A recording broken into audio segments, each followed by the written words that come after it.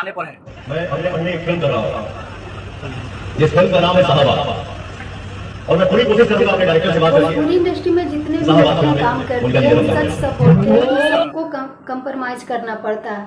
आप लोग देख सकते हैं कि पावर स्टार पवन सिंह के साथ में कोई फोटो और वीडियो रील सॉन्ग और ये फिल्म करना कोई छोटी मोटी बात नहीं है, क्योंकि वो भोजपुरी के पावर स्टार और पावर स्टार खुद स्टेज प्रोग्राम में इवेंट में बोल रहे हैं उस हीरोइन को कि मैं तुम्हारे लिए डायरेक्टर से बात करूंगा। इसके पीछे की वजह, इसके पीछे के जो भी वजह आप लोग समझ सकते हैं।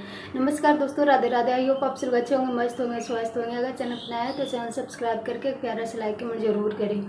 यही सब हीरोइन की वजह से पावर स्टार के घर परिवार नहीं बच रहा। अगर ऐसी ऐसी हीरोइन पवन सिंह के आगे पीछे डोलते रहेगा तो पवन सिंह अपनी पत्नी के तरफ कभी भी पलट के देखेंगे भी नहीं, क्योंकि पवन सिंह की ज़रूरतें तो उन हीरोइनों से पूरा हो ही जाता, तो ज्योति सिंह के तरफ वो क्यों देखेंगे, वो अपना घर परिवार के बारे में क्यों सोचेंगे। वैसे अपना राय जरूर दीजिएगा। Thank you, love you.